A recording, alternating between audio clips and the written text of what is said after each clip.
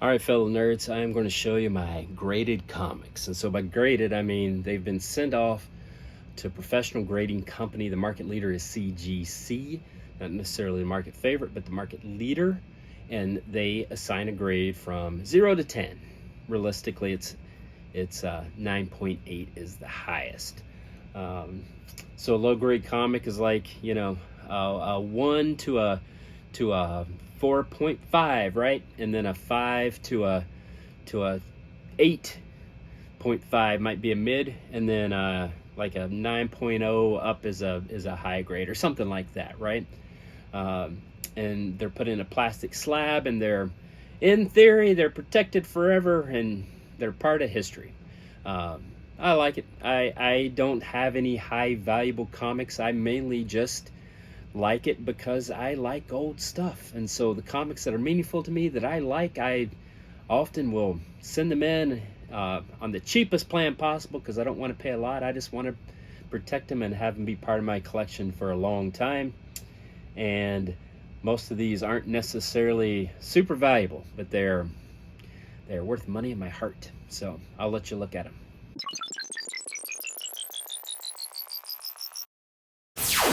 All right, let's start out with something that has absolutely nothing in common. So this is Ka-Zar #1. When I was a kid, I loved the Marvel Savage Land stories. I like Ka-Zar. I like these, you know, kind of dinosaur-esque stories. This is #1, not the first appearance of Ka-Zar, but the first appearance in this solo title. This is Darth Vader #3, which is a first appearance. It's a key comic. It's the first appearance of Dr. Aphra. Dr. Aphra is a fan favorite comic. If you'll watch several of my videos, you'll see this is familiar because I have a ton of these, because I am a nerd, and when I like something, I just buy it a gazillion times. I just buy the same thing over and over because I like it. And so I had a few of these Darth Vader 3s from back in the day, and I'm like, oh, this is in pretty good condition. So I send it off. Dr. Aphra is the kind of character that I am sure will make her way into Disney Plus, and I think her long-term fandom will be hinged upon that, because she's kind of a sarcastic, gets in trouble, self-centered, hot mess sort of character, which is funny for a little bit, and then it gets old quick. So if there's overexposure with Dr. Aphra, I can just see her kind of falling out of favor. But for now, I enjoy her in small doses, and I think we'll eventually see her on Disney Plus. Speaking of Disney Plus, this is Fantastic Four #94 and a 6.5. That is the first appearance of Agatha Harkness, and I loved WandaVision, and so I had a couple of Fantastic Four #94s when that show came out, so I sent them off to get graded. So I have, I don't know, maybe 5 or 6 of these, frankly. None in super high grade. 6.5 is kind of typical for what I have. So this is a nice comic. This is a 9.4. That's the first appearance of Ahsoka Tano in a comic book. So when she first appeared on Disney Plus, I looked back through my common bins, and sure enough, I had this comic. I paid $2.99 for it a gazillion years ago and stuck it in a box. So I sent it off to get graded, and it came back a 9.4. But let's cover it up here. I mentioned I have a gazillion of these Agatha Harknesses, and that is proof. So if you're wondering if I'm a weirdo, here's some proof. I kind of buy the same thing over and over, because if I like something, I like something. And there are some XMen, Claremont XMen covers that every time I see them, I feel I need to buy it if it's a pretty good price. This is the first comic book appearance of Rocket. I think Rocket appeared in a magazine before, but this is the first comic book appearance. Not bad, 8.0. I had that Incredible Hulk comic in a box. This I love. It's the first Mary Jane Watson cover. She's dancing, Peter's oblivious. It's in a 4.5, so it's not a super high grade, but I love it nonetheless. I mentioned there are certain X-Men covers I buy every time I see them. I love that cover. I love it when I was a kid. So in 1986, I was what, 11 or 12? And, you know, that's such a formative time. I love Wolverine. I love this Wolverine costume. I love this cover. I love Claremont X-Men. It was just really super meaningful to me. So every time I see this comic out in the wild somewhere and it's like $10 or less, I buy it. I think I have like probably 24 of those comics, which is silly and ridiculous. So this was kind of the best one. It did come back in 9.8 and now it's protected forever. This is Werewolf by Night, number 33. It's significant. It's a key because it's the second appearance of Moon Knight. The first appearance of Moon Knight is thousands of dollars. I think this one is probably hundreds and hundreds of dollars, which is nice.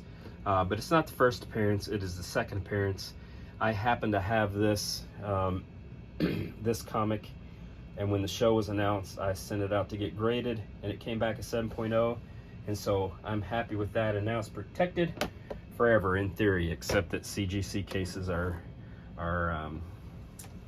kind of garbage.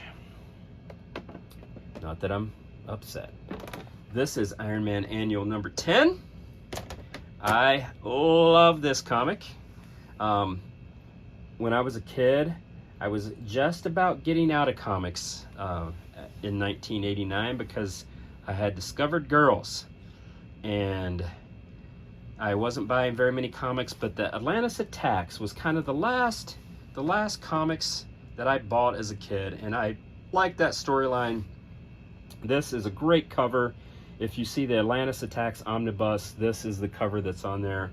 Obviously, the Atlantis Attacks, if you go to nerdsonearth.com, which is a website, there's information on Atlantis Attacks. It's a great little thing, particularly with Namor appearing in Wakanda Forever. I think there's some interesting stuff there. But it's 8.5. It's just kind of fun. This is the New Mutants number 1. I love the New Mutants when I was a kid. In a 9.6. I thought it was going to be a 9.8, which is the reason I sent it off to be slab. 9.6 is great though.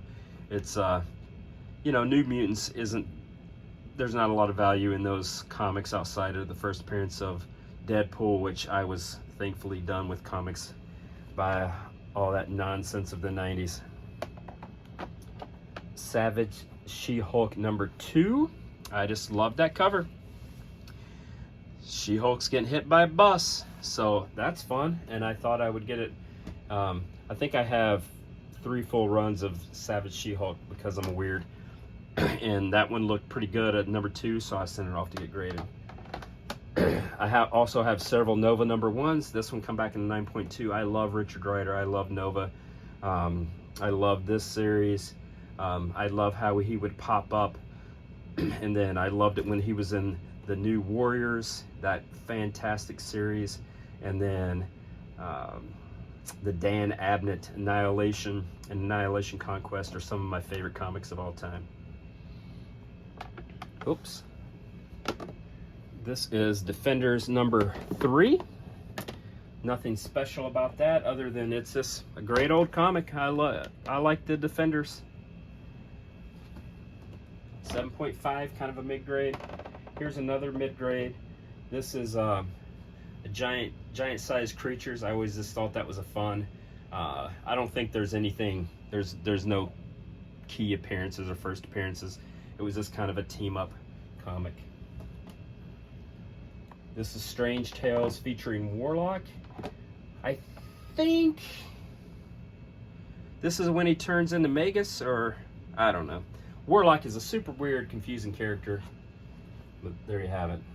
This is Marvel Premiere Ant-Man, and that is not a first appearance, but it is an appearance, and I always kind of like those anthology titles like Marvel Premiere. It was really cool. And I have one left, and I got to get creative here because it goes this way, and this is Excalibur Hidden Gem variant cover. And this is my beloved Excalibur that I really enjoyed. You know, the first couple dozen issues of that comic were just gonzo and weird and wild, and it had some, you know, Kitty Pryde and Nightcrawler and some of my favorite characters. Alan Davis did beautiful art, and these Hidden Gem variants, what they would do is they claimed they had old proofs or old samples or whatever from these you know, iconic artists like Alan Davis, and they were a hidden gem, and then they would, you know, do a modern color treatment and then do it as a variant cover. And because of my love of Excalibur, I got this variant edition. 9.2. Not a great grade for a modern comic. In a modern comic, if you don't get a 9.8, you might as well cry yourself to sleep.